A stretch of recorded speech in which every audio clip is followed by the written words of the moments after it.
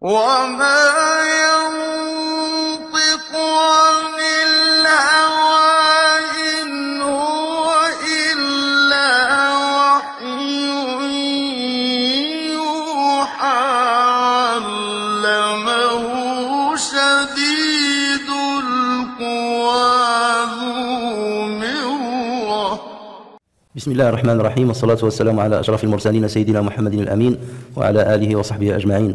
اللهم لا سهل إلا ما جعلته سهلا وأنت تجعل الحزن إذا شئت سهلا. علمنا اللهم ما ينفعنا وانفعنا بما علمتنا وزدنا علما يا أرحم الراحمين. Aujourd'hui, nous allons commenter la 19e rubrique du 3e chapitre de Sahih al-Bukhari, le chapitre de l'ilm. Et cette rubrique, l'imam al-Bukhari rahimahullah wa nafa'ana bi'ilmihi l'a intitulée Babu al-Khuruji fi talab al-ilm. Ensuite, il a dit ورحل جابر بن عبد الله مسيرة شهر إلى عبد الله بن أنيس في حديث واحد. Ensuite, il a cité le 78e hadith qui ne figure pas, je pense, dans Tajrid Sarih, puisque le hadith qui est cité a déjà été mentionné. Alors, l'imam Bukhari rahimahullah dit حدثنا أبو القاسم خالد بن خلي قاضي حمص قال حدثنا محمد بن حرب قال حدثنا الأوزاعي أخبرنا الزهري عن عبيد الله بن عبد الله بن عتبة بن مسعود عن ابن عباس أنه تمارى هو والحر بن قيس بن حصن الفزاري في صاحب موسى فمر بهما أبي بن كعب فدعاه ابن عباس فقال إني تماريت أنا وصاحبي هذا في صاحب موسى الذي سأل السبيل إلى لقيه هل سمعت رسول الله صلى الله عليه وسلم يذكر شأنه؟ فقال أبي نعم سمعت النبي صلى الله عليه وسلم يذكر شأنه يقول بينما موسى في ملأ من بني إسرائيل إذ جاءه رجل فقال أتعلم أحدا أعلم منك؟ قال موسى لا فأوحى الله عز وجل إلى موسى بلى عبدنا خضر فسأل السبيل إلى لقيه فجعل الله له الحوت آية وقيل له إذا فقدت الحوت فارجع فإنك ستلقاه فكان موسى صلى الله عليه وسلم يتبع أثر الحوت في البحر فقال فتى موسى لموسى أرأيت إذ أوينا إلى الصخرة فإني نسيت الحوت وما أنسانيه إلا الشيطان أن أذكره قال موسى ذلك ما كنا نبغي فارتد على آثارهما قصصا فوجدا خضرا فكان من شأنهما ما قص الله في كتابه. Donc cette rubrique est intitulée sur le fait de voyager pour chercher la science. Et ensuite l'imam al-Bukhari a cité un récit dans lequel il a dit Jabir ibn Abdillah voyagea durant tout un mois afin de voir Abdullah ibn Unais pour un seul hadith, pour prendre de lui un seul hadith. Et donc ensuite, l'imam Bukhari a cité le hadith numéro 78, et ce hadith, donc, on l'a déjà étudié auparavant, mais cette fois-ci, il a repris une deuxième fois. Et donc il a dit Abu al-Qasim Khalid ibn Khali, le juge de Hims, nous a rapporté sur Muhammad ibn Harb, sur l'Awza'i, sur Al-Zuhri, sur Ubaydullah ibn Utba ibn Mas'ud, sur Ibn Abbas, que ce dernier a eu une controverse avec le Hurr ibn Qais ibn Hisn al-Fazari, au sujet de l'homme que Moïse avait accompagné. Sur ce, Ubay ibn Ka'b fut de passage. Ibn Abbas l'appela et lui dit je viens d'avoir une controverse avec cet homme-ci au sujet de l'homme que Moïse avait accompagné. Et pour qui il demanda quel chemin prendre. As-tu entendu le prophète sallallahu alayhi wa sallam parler de cet homme? Oui, répondit Ubay, j'ai entendu le messager de Dieu le citer en disant au moment où Moïse était dans une assemblée de Bani Israël, vint le voir un homme qui lui dit connais-tu quelqu'un plus savant que toi? Non, répondit Moïse. Sur ce, Dieu révéla à Moïse si, il y en a un, c'est notre serviteur Al-Khadir. Et Moïse de demander comment pouvoir le rencontrer. Dieu alors lui donna le signe du poisson. Il lui fut dit reviens sur tes pas une fois le poisson perdu, car alors tu rencontreras Al-Khadir. Moïse suivit donc la trace du poisson dans la mer. Son valet lui dit as-tu remarqué lorsque nous nous sommes mis sous le rocher, c'est là-bas que j'ai oublié le poisson et il n'y a que le diable qui me l'a fait oublier. C'est ce que nous voulions, dit Moïse, avant de rebrousser chemin. Ils rencontrèrent alors Al-Khadir et leur arriva ce que Dieu puissant et majestueux cite dans son livre. Alors, les rubriques qui sont passées jusqu'à maintenant sont des rubriques qui se sont intéressées à l'importance de commencer à la quête du savoir à un âge précoce, d'être déterminé à se maintenir sur cette voie, malgré les difficultés rencontrées, de choisir les savants auprès de qui on va apprendre, d'implorer constamment Dieu pour aider dans cette voie. Et cette rubrique, la rubrique 19, va parler d'un autre moyen aussi important que ceux qui ont été déjà mentionnés dans cette noble entreprise de la quête du savoir. Il s'agit de voyager pour chercher la science. Et bien entendu, pourquoi on voyage? C'est pour aller à la rencontre des savants qui détiennent la vraie science afin d'apprendre directement d'eux. Et l'imam al-Bukhari rahimahullah a cité l'exemple du voyage de Jabir ibn Abdillah. Puis il a cité le hadith qu'il a déjà cité deux rubriques plus tôt. Le hadith de l'histoire de Moïse avec le Khadir, puisque Moussa alayhi salam a voyagé pour rencontrer le Khadir. Sauf que la dernière fois, dans la rubrique l'avant-précédente, lorsqu'il a mentionné ce hadith, c'est pour montrer l'importance de patienter devant les difficultés pour chercher le savoir, l'importance de ne pas se considérer comme savant, puisqu'il y a toujours quelqu'un qui a plus de savoir que nous. Et ici, il a cité la même histoire pour nous montrer que Moïse, malgré la notoriété qu'il avait, malgré la proximité qu'il avait d'Allah Azza wa Jal, le savoir qu'il avait, il a entrepris un long voyage. Et Allah Azza wa Jal n'a pas voulu que ce soit le Khadir qui se déplace pour Moïse, puisque Moïse a plus de mérite que le Khadir, alayhi salam, mais c'est Moïse en tant qu'élève qui devait se déplacer vers le Khadir. Et ce voyage-là doit normalement nous interpeller pour justement savoir que lorsqu'on veut apprendre des gens du savoir, il est important à ce qu'on entreprenne des voyages, même s'ils sont très longs et fastidieux, afin de les rencontrer et de puiser de ce qu'Allah Azza wa Jal leur a octroyé comme bénédiction. Alors Jabir ibn Abdillah, puisque c'est sur ça qu'on va se focaliser, l'histoire de Jabir ibn Abdillah, puisque l'imam al-Bukhari l'a mentionné, et il a mentionné son voyage d'un mois pour entendre un hadith de l'Unais ibn Khudayr. Donc Jabir ibn Abdillah al-Ansari est né 16 ans avant l'Hégire. Il est de la tribu de l'Khazraj. Comme vous savez, il y avait deux grandes tribus à Médine, l'Aws et l'Khazraj. Lui, il est Khazrajite. Et il a embrassé l'islam très tôt, alors qu'il était encore jeune, et ce fut lors de la deuxième allégeance de l'Aqaba. Et il était en compagnie de son père Abdullah ibn Amr ibn Haram. Ça, c'est la deuxième Aqaba, parce que la première allégeance, il y avait peu de personnes. Et un an plus tard, lors de pèlerinage, une délégation composée de 72 personnes qui est venue pour donner allégeance au prophète sallallahu alayhi wa sallam, et parmi lesquels il y avait Abdullah ibn Amr ibn Haram, et il y avait son fils Jabir ibn Abdillah radiyallahu anhuma. Alors son père est tombé martyr lors de l'expédition de Uhud, à laquelle Jabir n'a pas participé. Pourquoi? Parce que son père lui a dit: moi je pars dans cette expédition, mais toi reste à la maison pour t'occuper de tes 9 sœurs. Il avait 9 sœurs. Et voilà pourquoi il n'a pas pu participer à cette expédition. Il était considéré comme le mufti de Médine à son époque. C'est-à-dire il était d'une grande érudition, une grande référence au niveau de la jurisprudence islamique, si bien que tout le monde se référait à lui. Et il dispensait des cours dans la mosquée du prophète sallallahu alayhi wa sallam. Donc ça nous montre que cette entreprise de la transmission du savoir, et notamment de la parole du prophète sallallahu alayhi wa sallam, était une habitude chez les sahaba. C'est un sahabi en l'occurrence qui dispensait des cours. Et forcément dans les cours, il va transmettre la parole du prophète sallallahu alayhi wa sallam. Tout ça c'est pour dire que la parole du prophète sallallahu alayhi wa sallam a été conservée depuis le départ. Déjà par les compagnons qui eux-mêmes l'ont transmise aux tabi'in, et ainsi de suite, jusqu'à ce que ça a été recueilli dans des livres par écrit. Donc lui, il était parmi ceux qui ont transmis les hadiths du prophète sallallahu alayhi wa sallam, et d'ailleurs il fait partie, comme on va le voir, de l'mukthirin fil hadith, de ceux qui ont rapporté plus de 1000 hadiths sur le prophète sallallahu alayhi wa sallam. Et sa caractéristique, c'est que c'était un homme qui n'hésitait absolument pas à voyager pour s'assurer de la validité d'un hadith, ou bien pour l'entendre directement de celui qui l'aurait entendu du prophète sallallahu alayhi wa sallam. Et d'ailleurs, c'est à cela que fera référence l'imam Bukhari en citant son voyage pour aller à la rencontre de Abdullah ibn Unais radiyallahu anhu. Et on rapportera que même à la fin de sa vie, alors qu'il était très âgé, parce qu'il est mort très âgé, même à la fin de sa vie, on a rapporté qu'il a voyagé à la Mecque pour ce même objectif, pour entendre un hadith d'un compagnon qui était à la Mecque et qui a entendu ce hadith du prophète sallallahu alayhi wa sallam directement. Quant à l'année de sa mort, les savants ont divergé. Il y a 4 dates qui ont été citées. Certains disent qu'il est mort en l'an 73 de l'Hégire, 73 d'Hégire, donc ça veut dire qu'il avait 99 ans. Puisqu'il est né, enfin 73 plus 16, c'est ça? 89 ans. Certains disent qu'il est mort en l'an 74, d'autres disent 77 et d'autres disent 78. Ça veut dire qu'il avait au moins 89 ans à sa mort. Sinon, vous faites 78 plus 16, ça vous donne 94 ans. Donc c'est dire que jusqu'à la fin de sa vie, il allait encore à la recherche des hadiths pour les entendre directement de certains compagnons. Il est considéré, comme j'ai dit, comme al-mukthirin fi riwayat al-hadith, parmi ceux qui ont rapporté beaucoup de hadiths. Les savants disent que tous ceux qui ont dépassé 1000 hadiths, qui ont rapporté sur le prophète sallallahu alayhi wa sallam, on les appelle, on les qualifie de mukthirun, al-mukthiruna fi al-hadith.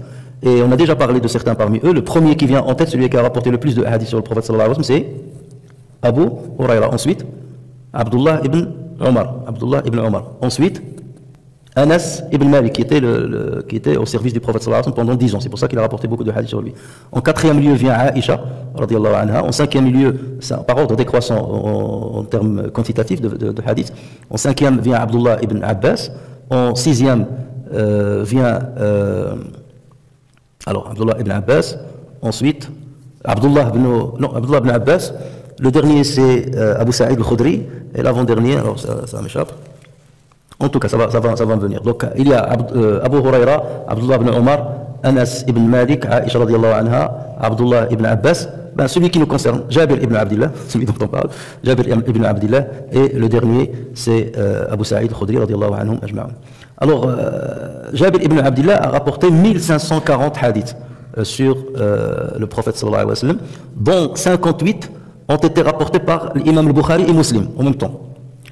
26 ont été rapportés exclusivement par le Bukhari et non par l'imam Muslim, et 126 rapportés par Muslim tout seul et non rapportés par l'imam Bukhari. Ça, toujours on remarque que l'imam Bukhari rapporte moins de hadiths. Lorsqu'on prend personne par personne, on trouve qu'il a rapporté moins de hadiths que Muslim, puisque Muslim était moins draconien dans ses exigences pour authentifier le hadith que l'imam al-Bukhari rahimahullah. Et ça, on en a déjà parlé à maintes reprises. Alors, l'imam al-Bukhari rahimahullah mentionne le voyage de Jabir ibn Abdillah sans citer de chaîne de transmission. Donc c'est un récit qui est suspendu. Hadith mu'allaq, ou atharun, si on ne veut pas que ça se confond avec les paroles du prophète sallallahu alayhi wa sallam, atharun mu'allaq. Néanmoins, il a rapporté ce même hadith, donc le Bukhari a rapporté ce même récit avec une chaîne de transmission continue, mais il l'a rapporté dans son livre Al-Adab al-Mufrad. Imam Bukhari n'a pas écrit que le Sahih al-Bukhari, il a un autre livre dans lequel il a compilé des hadiths sous le thème de l'adab, c'est-à-dire le bon comportement. Il a ce thème-là, il l'a déjà abordé dans Sahih al-Bukhari, Kitab al-Adab, il a appelé Kitab al-Adab, le chapitre de l'adab. Mais puisqu'il y a plusieurs hadiths, donc il a rapporté que ceux qu'il a authentifiés, et les autres hadiths, il les a rapportés dans un livre qu'il a dédié à cela, mais sans pour autant exiger les mêmes exigences, les mêmes conditions, sans exiger les mêmes conditions qu'il a mis dans son Sahih. Donc lorsqu'on dit rapporté par le Bukhari dans l'Adab al-Mufrad, ça ne veut pas forcément dire que c'est authentique. Ça peut être authentique, valide, comme ça peut être Hassan. Mais comme les savants s'accordent à dire que concernant les thématiques qui ont un rapport avec Tarbiya, avec le comportement, l'éthique et tout ça, on a le droit de parler, de mentionner et d'argumenter avec des hadiths faibles, puisque ça ne remet pas en cause le corpus de l'islam. Mais lorsqu'il s'agit de tashri', les décrets religieux, ou lorsqu'il s'agit de l'aqidah, là, bien entendu, on ne se base que sur les hadiths authentiques. Donc l'imam Bukhari a rapporté le même hadith avec une chaîne continue. Et c'est pour ça d'ailleurs que dans ce chapitre-là, il a dit wa rahala. Donc il a utilisé le style de confirmation. Rahala Jabir ibn Abdillah, il le confirme, parce qu'il connaît la chaîne de transmission qui a rapporté ce récit. Sinon, il aurait utilisé Sirat at-Tamrid, comme on appelle Sirat at-Tamrid, c'est de dire on n'a rapporté que. S'il dit on n'a rapporté que Jabir a voyagé, ça c'est une formule d'affaiblissement. Mais lorsqu'il dit il a fait, c'est qu'il confirme, c'est qu'il est sûr que la chaîne de transmission est valide pour lui, qui a rapporté ce récit. Alors l'imam Ahmad et l'imam Abu Ya'la, rahimahumullah, ont également rapporté ce hadith où Jabir ibn Abdillah a dit, d'une manière très complète.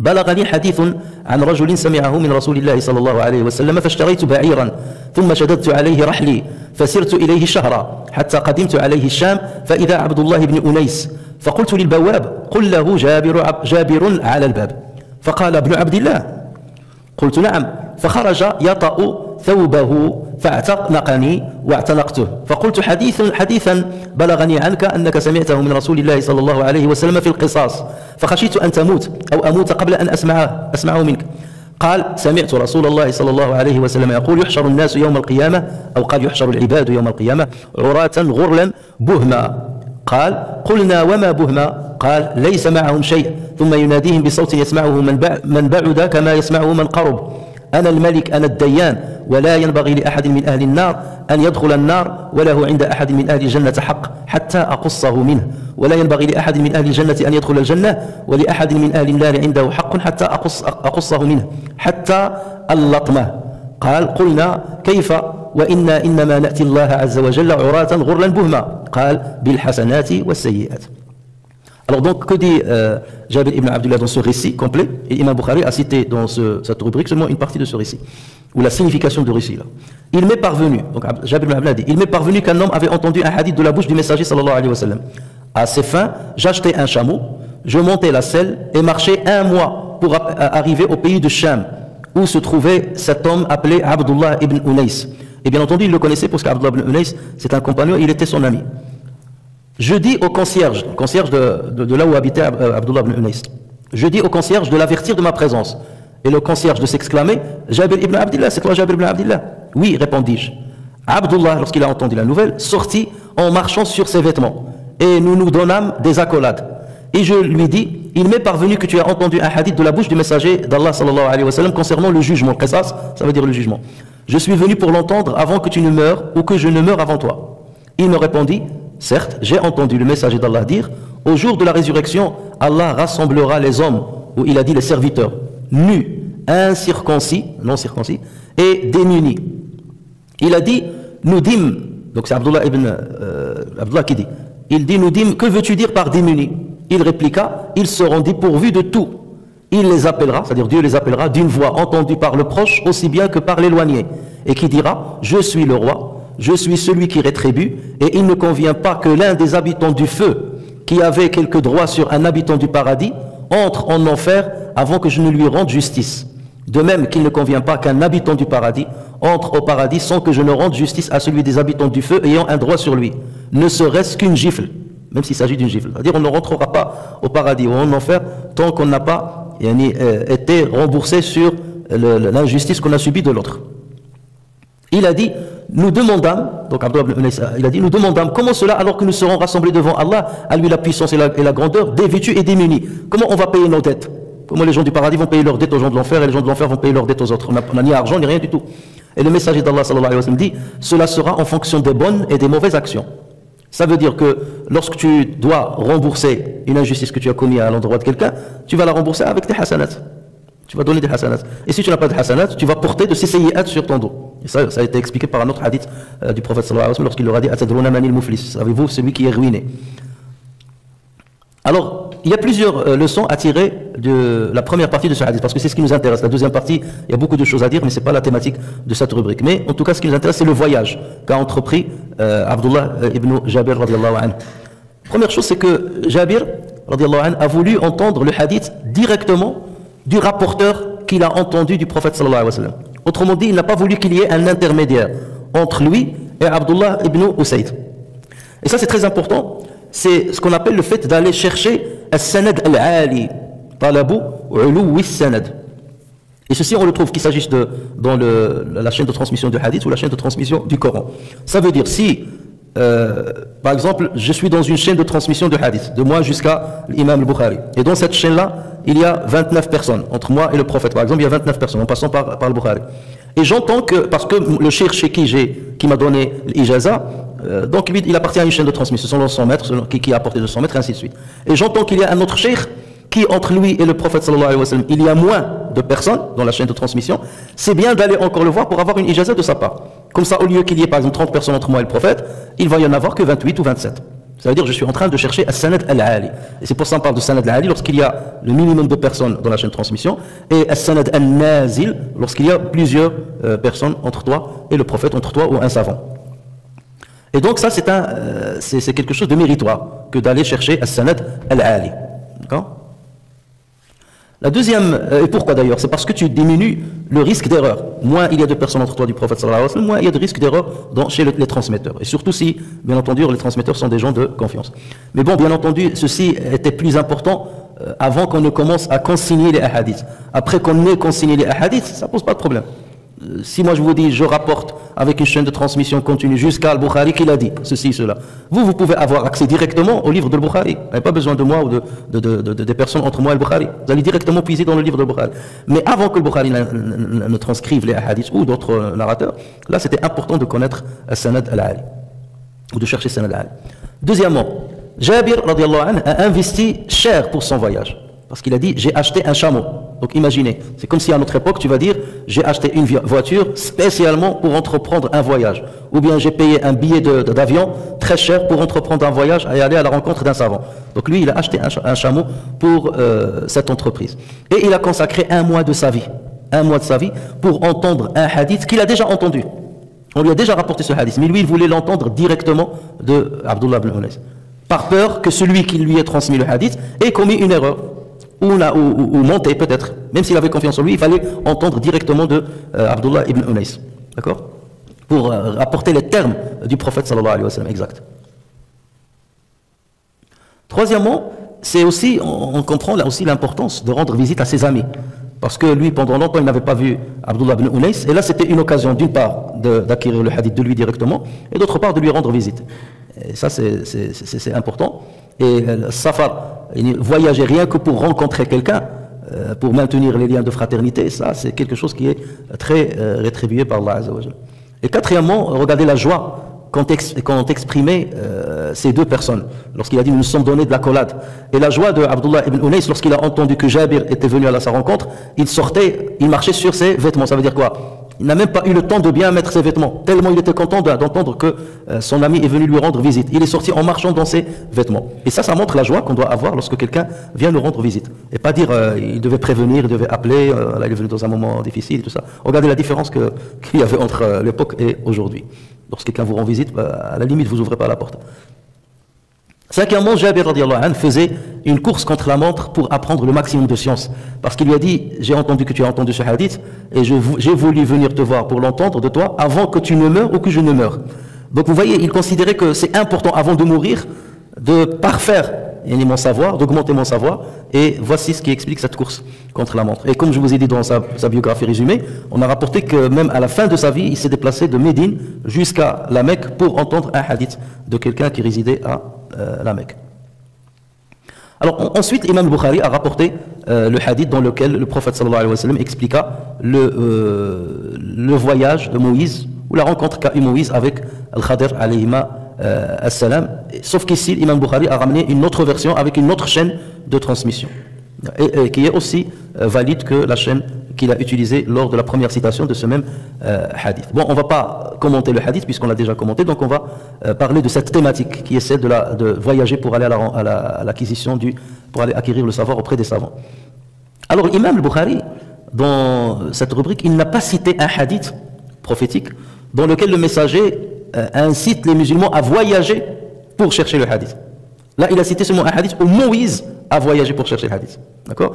Mais il n'a pas cité une parole du prophète qui lui-même disait voyager aller en voyage, aller en quête de hadith et voyager s'il le faut pour ça. Et pourtant, ça existe. Il existe un hadith rapporté par Muslim sur Abu Huraira et dans lequel le prophète sallallahu alayhi wa sallam a dit Man salaka tariqan yaltamisu fihi ilman sahhala Allahu lahu bihi tariqan ila al-jannah. Quiconque emprunte une voie à la recherche d'un savoir, Allah lui facilitera une voie vers le paradis. Et ce hadith, il est explicite. Où il parle d'une voie, ça peut être le voyage, ça peut être la dépense de l'argent, n'importe quelle voie qui te permet d'acquérir le savoir. Et l'imam al-Bukhari, il doit connaître ce hadith. Et il a un rapport encore plus direct avec la thématique de la rubrique. Mais s'il ne l'a pas cité, c'est parce que pour lui, ce hadith ne respecte pas ses exigences pour qu'il le valide. Voilà pourquoi il ne l'a pas rapporté. Il a rapporté seulement l'autre hadith. Il n'a pas trouvé un hadith qui pour lui est valide, selon ses conditions, pour le mettre dans cette rubrique. Néanmoins, on sait par ailleurs que le prophète sallallahu alayhi wa sallam a incité à ce genre d'entreprise. Et le Coran lui-même, Allah Azza wa Jalla dit à ce propos فَلَوْلَا نَفَرَ مِنْ كُلِّ فِرْقَةٍ مِّنْهُمْ طَائِفَةٌ لِيَتَفَقَّهُوا فِي الدِّينِ وَلِيُنذِرُوا قَوْمَهُمْ إِذَا رَجَعُوا إِلَيْهِمْ لَعَلَّهُمْ يَحْذَرُونَ. Pourquoi de chaque clan, quelques hommes ne viendraient-ils pas s'instruire dans la religion? Parce que nafar, an-nufur, c'est synonyme de voyage, partir loin. Et d'autant plus qu'il dit afin qu'ils avertissent leur peuple lorsqu'ils reviendront. Ça suppose qu'ils étaient partis. Donc pourquoi de chaque clan, quelques hommes ne viendraient-ils pas s'instruire dans la religion pour pouvoir à leur retour avertir leur peuple afin qu'ils soient sur leur garde? C'est donc Surat Tawbah, verset 122. Alors, le voyage pour acquérir le savoir, est-ce qu'il est obligatoire? Est-ce qu'il est seulement conseillé? Quel est son décret religieux? Le voyage pour l'acquisition du savoir peut devenir une obligation. Il peut devenir une obligation. Et ceci lorsqu'il s'agit d'apprendre une science nécessaire pour la communauté, nécessaire pour préserver le savoir religieux. Vous savez que les musulmans, par exemple, lorsqu'ils ont commencé à rédiger les livres, il a bien fallu apprendre comment transcrire comment fabriquer des feuilles et comment transcrire sur les feuilles. Et ceci a fait de sorte que certains musulmans ont voyagé jusqu'en Chine pour acquérir ce savoir-faire. la Chine, ils étaient très en avance dans tout ce qui a rapport avec la papeterie. Et les musulmans, donc dans ce cas, ce genre de voyage devenait important et nécessaire. Supposons par exemple que l'informatique, lorsqu'elle a commencé à apparaître, donc là les musulmans se doivent de la maîtriser. Et donc aller voyager pour maîtriser l'informatique, pour la mettre par exemple au service des sciences, de la science religieuse, ça c'est quelque chose d'extraordinaire. Et aujourd'hui, on a rendu un grand service aux sciences religieuses grâce aux moyens modernes d'informatique. Vous prenez par exemple l'encyclopédie de Shamila, l'encyclopédie, il y a plus de, je crois maintenant, je ne sais pas, à l'époque ils étaient à 14 000 livres, 14 000 livres, et lorsque je dis livre, le livre peut être en plusieurs tomes, 14 000 livres dans les sciences religieuses, ou que vous pouvez mettre dans une petite tablette. Et ça a facilité énormément la tâche aux étudiants. Auparavant, les étudiants devaient voyager d'une bibliothèque à une autre, aller d'un pays à l'autre pour aller chercher une seule référence, aller voir la référence directement dans la bibliothèque de Fès, ou la bibliothèque de l'Égypte, ou les bibliothèques de Syrie. Alors que maintenant, à travers Internet, de chez toi, tu peux aller consulter tous les livres que tu veux. Donc ceci nous montre que justement ces sciences-là qui nous ont permis de faciliter la transmission de savoir étaient ou la sont obligatoire à acquérir et voyager pour parfaire ces sciences-là, pour les utiliser au service des musulmans, devient une obligation. Ou bien lorsqu'il s'agit d'une science, comme le fiqh par exemple, et qu'on est par exemple dans un pays lointain, et qu'on ne maîtrise pas tous les chapitres relatifs à le fiqh, et qu'on apprend qu'il y a un savant dans une autre contrée qui maîtrise par exemple le mawarith, ou bien qui maîtrise une science quelconque, ou une partie de la jurisprudence islamique, et on voyage pour aller apprendre auprès de lui, là ça devient bien entendu une obligation. Il est conseillé donc aussi, donc le voyage devient maintenant conseillé lorsque la science recherchée n'est pas nécessaire à maîtriser.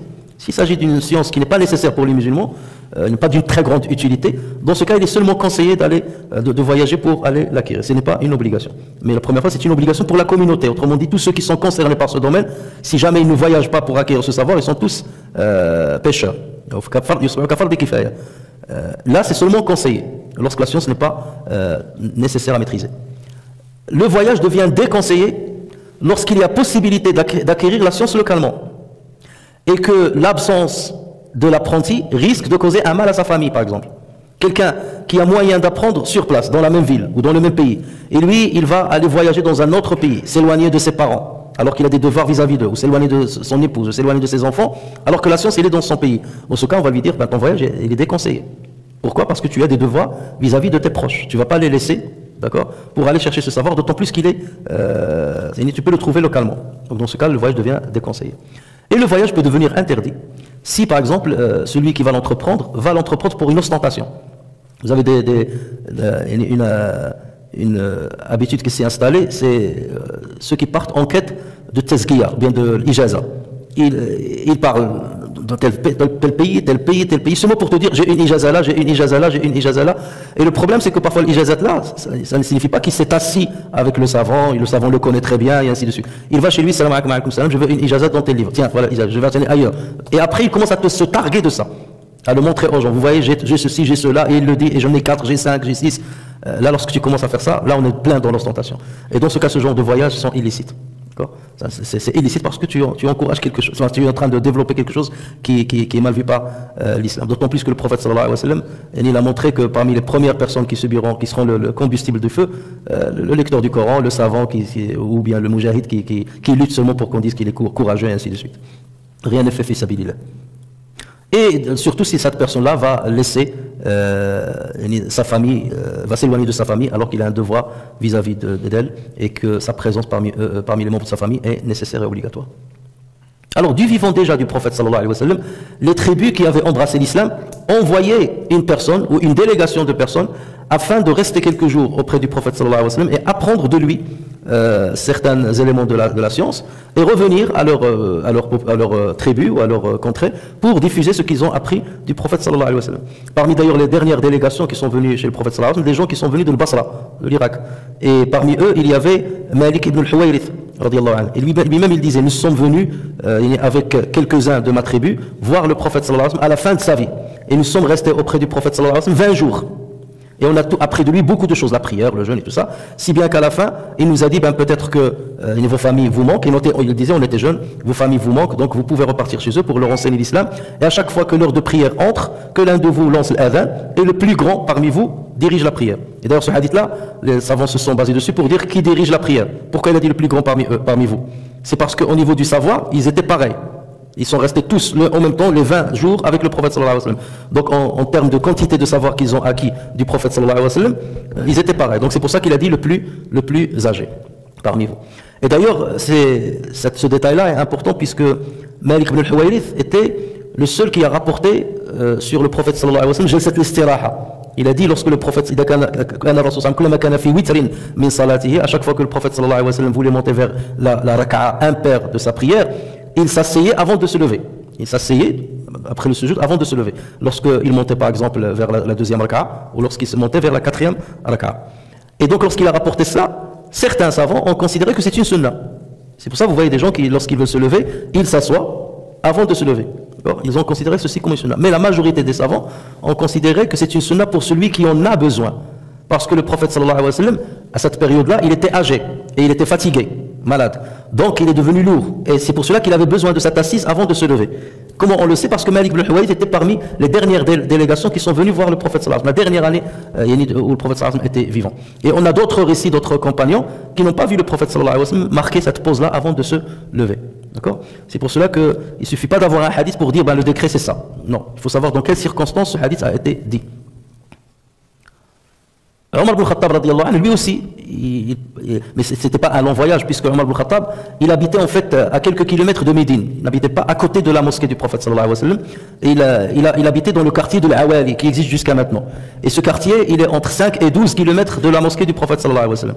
Et d'ailleurs, c'est de ce quartier-là qu'il faut, lorsque vous voulez acheter les dates de l'Ajwa, les meilleures dates de l'Ajwa, c'est l'Ajwa de l'Awali. Ils sont les plus chers. Parce que le prophète sallallahu alayhi wa sallam a parlé des dates de ce quartier-là. Et donc Omar ibn Khattab, il habitait dans ce quartier-là. Et il était donc à 5 km de la mosquée du prophète sallallahu alayhi wa sallam. Si bien qu'il ne pouvait pas venir tous les jours écouter le prophète sallallahu alayhi wa sallam et entendre la dernière révélation qu'il a reçue et tout. Donc ce qu'il a fait, et ça on le verra dans une autre rubrique, dans le même chapitre, donc il avait un voisin, et il s'est mis d'accord avec lui d'aller à tour de rôle à midi à la mosquée du prophète sallallahu alayhi wa sallam. Chaque jour il lui dit, le premier jour c'est toi qui vas, et tu me rapportes ce que tu as entendu du prophète sallallahu alayhi wa sallam. Le lendemain c'est moi qui y vais, et je te rapporterai ce que le prophèète sallallahu alayhi wa sallam a dit. Donc regardez cette importance qu'il disait, qu'il accordait à l'acquisition de savoir. Il ne voulait rien rater, parce qu'il était préoccupé par son travail, parce qu'il travaillait. Et forcément, comme il travaillait, donc il travaillait dans cette région, c'est pour ça qu'il devait y habiter. Mais il a trouvé une astuce pour qu'il ne rate rien de ce que disait le prophète sallallahu alayhi wa sallam. Les successeurs aussi ont également montré une détermination louable dans la quête du savoir à travers le voyage. Alors pour vous citer quelques exemples, Abu al-Aliya, Rafi' ibn Mahran, rahimahullah, donc qui est mort en l'an 90 de l'Hégire, dit كنا نسمع الرواية عن أصحاب رسول الله صلى الله عليه وسلم بالبصرة فلم نرضى حتى ركبنا إلى المدينة فسمعناها من أفواههم. Il nous parvenait à Basra des récits de compagnons, mais ceci ne nous satisfaisait pas tant que nous ne voyagions pas à Médine afin de les entendre directement. Donc regardez, de Basra, de l'Irak jusqu'à Médine pour aller entendre. Alors qu'ils ont déjà entendu le hadith qui leur est parvenu. L'imam Malik, rahimahullah, il rapporte sur Yahya ibn Sa'id, son maître, que Sa'id ibn Musayyib, rahimahullah, un grand tabi'i, disait كنت أرحل الأيام والليالي في طلب الحديث الواحد. Je voyageais des jours et des nuits pour chercher un seul hadith. Regardez cette détermination. On rapporte sur l'imam Amir ibn Shurahil al-Sha'bi, qu'on surnomme l'imam al-Sha'bi. Wada, c'est le faqih de l'Irak. Lui, donc, qui est né en l'an 21 de l'Hégire et mort en 103 de l'Hégire. Il a voyagé de l'Koufa jusqu'à la Mecque afin de retrouver un compagnon qui aurait entendu du prophète sallallahu alayhi wa sallam 3 hadiths qui lui sont parvenus. On lui a dit qu'il y a un compagnon qui a dit ça, qui a entendu le prophète dire ça. Il est parti de l'Koufa jusqu'à la Mecque pour rencontrer ce compagnon et entendre directement de lui ces 3 hadiths. L'imam Shabi, il disait de lui-même ما كتبت سوداء في بيضاء إلى يوم هذا ولا حدثني رجل بحديث قط إلا حفظته ولا أحببت أن يعيده علي ولقد نسيت من العلم ما لو حفظه أحد لكان به عالما. Il a dit, je n'ai jamais écrit du noir sur du blanc, parce qu'il mémorisait, il scannait ce qu'il entendait.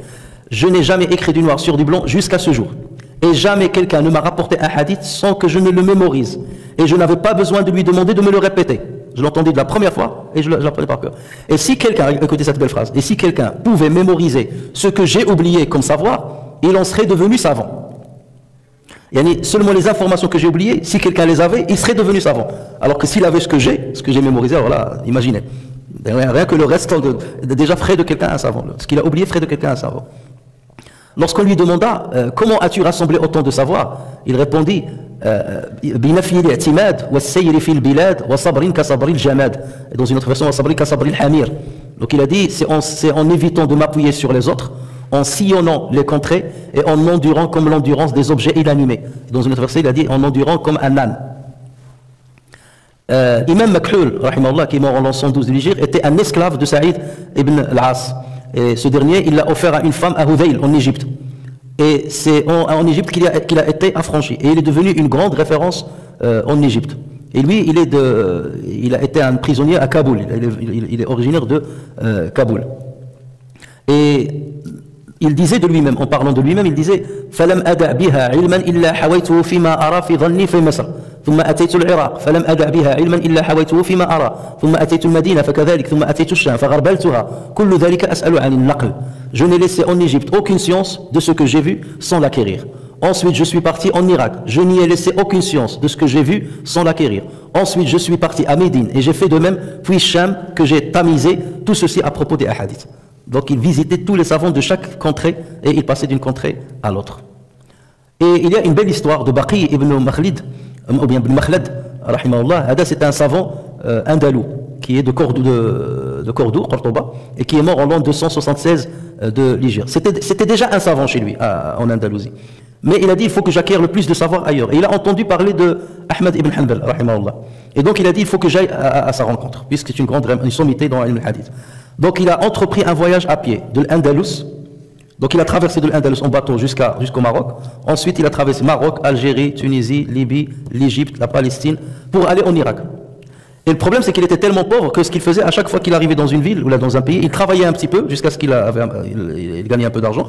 Et il restait le temps de voir les savants de cette ville et avoir un peu d'argent pour continuer le voyage.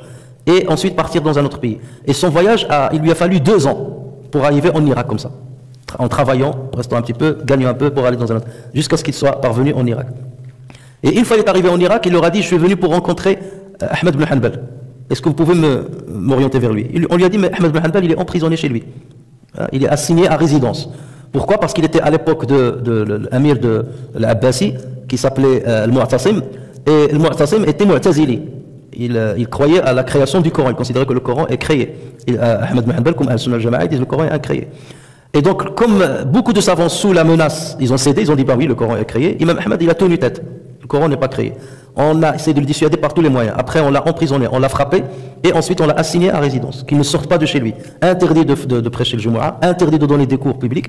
Donc il devait rester chez lui et il était surveillé par comme la police à l'époque. Donc lorsque Baqi ibn Makhlad est arrivé en Irak, il a dit, qui pourrais-je voir? Ils lui ont dit, va voir Yahya ibn Ma'in. C'est un grand savant aussi. Yahya ibn Ma'in, c'est une grande sommité aussi. Fa'ilm al-hadith. Notamment fa'ilm al-rijal ou fa'ilm al-jarh wa ta'dil. Et donc il est allé dans la mosquée jusqu'à ce qu'il soit parvenu à Yahya ibn Ma'in. Et il a dit, j'ai commencé à lui poser des questions sur rijal al-hadith. Tel muhaddith, comment il est, il est bien, il est mauvais, il est ceci, il est cela. Et après je lui ai dit, Ahmad ibn Hanbal, comment il est? Il lui a dit, mais comment oses-tu me poser la question sur Ahmad ibn Hanbal? C'est un maître, c'est la référence des références. Et donc il a dit, il m'a fallu aller vraiment chez Ahmad ibn Hanbal. Donc ce qu'il a fait, il leur a dit, montrez-moi sa maison et je me débrouillerai. Donc il est allé à la maison de Ahmad ibn Hanbal, il a toqué, Ahmad ibn Hanbal est sorti. Il a dit, voilà, je suis un étudiant, je suis venu de très loin, de l'Espagne, pour apprendre chez toi le hadith. Ahmad ibn Hanbal lui a dit, je ne peux pas te donner le hadith, je ne peux pas sortir et je ne peux pas accueillir les étudiants chez moi, c'est interdit. Donc je ne peux rien faire pour toi. Il lui a dit, j'ai une ruse, est-ce que tu peux accepter de moi une ruse? Il lui a dit, c'est laquelle? Il lui a dit, tous les jours, je vais faire semblant que je suis un mendiant.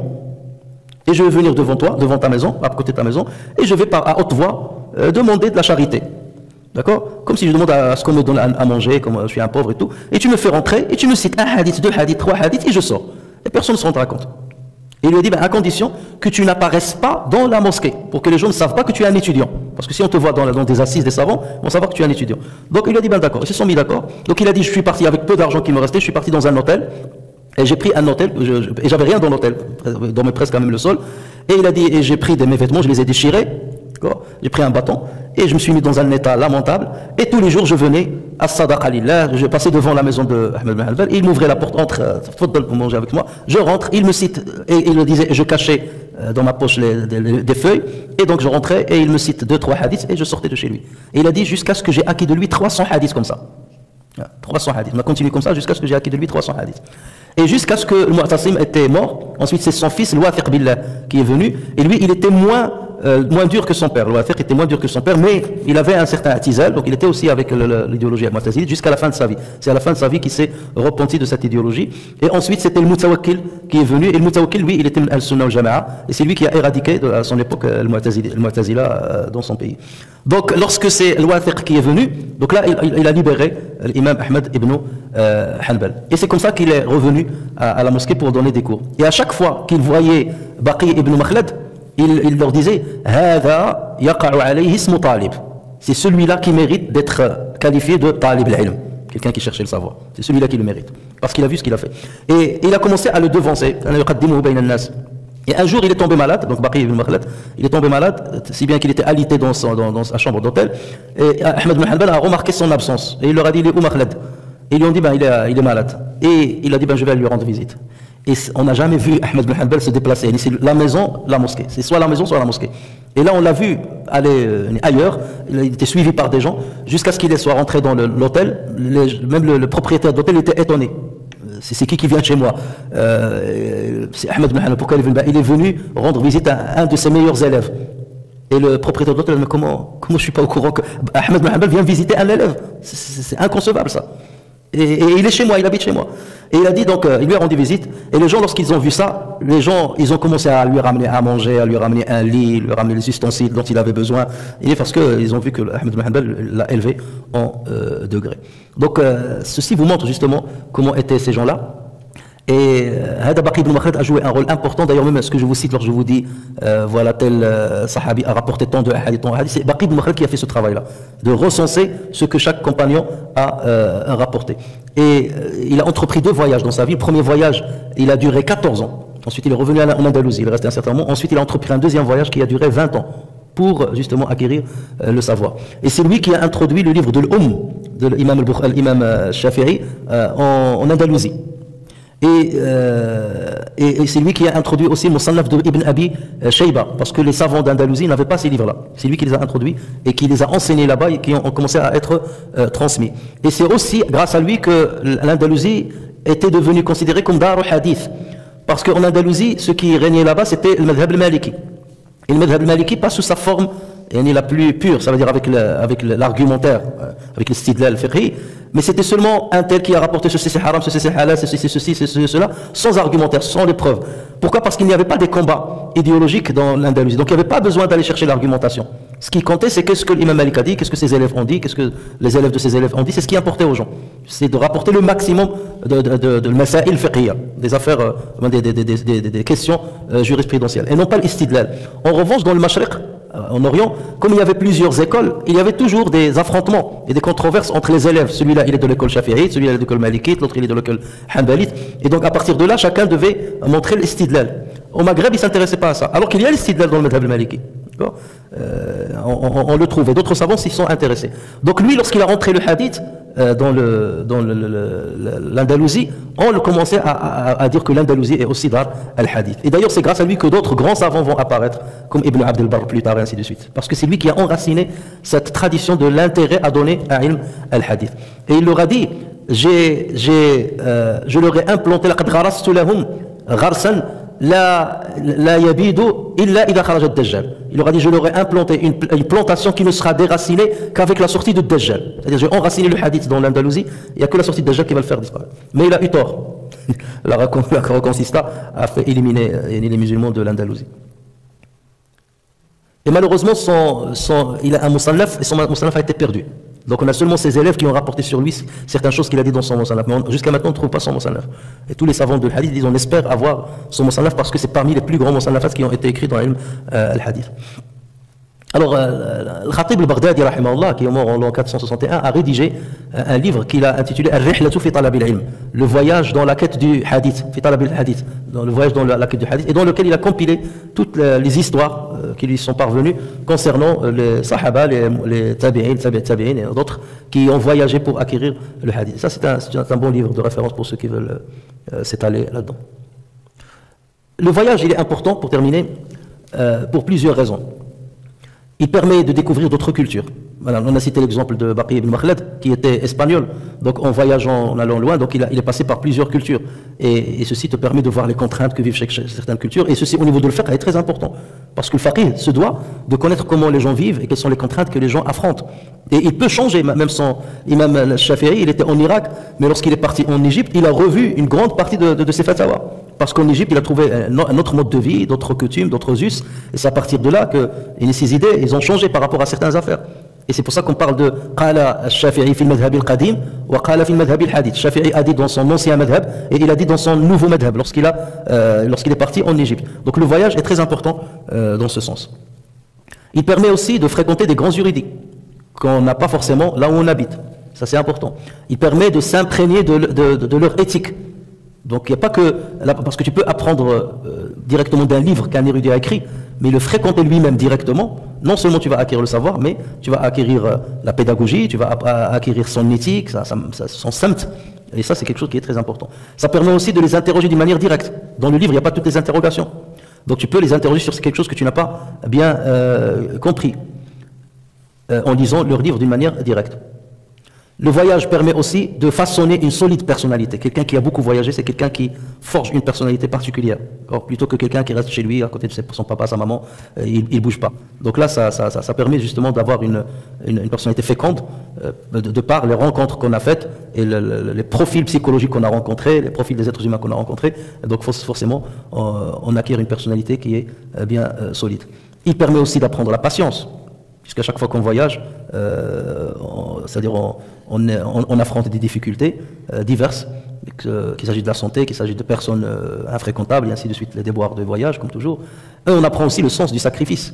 On a vu Jabir ibn Abdillah qui a vendu son chameau, l'argent ne compte plus, parce que là tu pars pour un objectif qui est encore plus important que l'argent et les choses mondaines.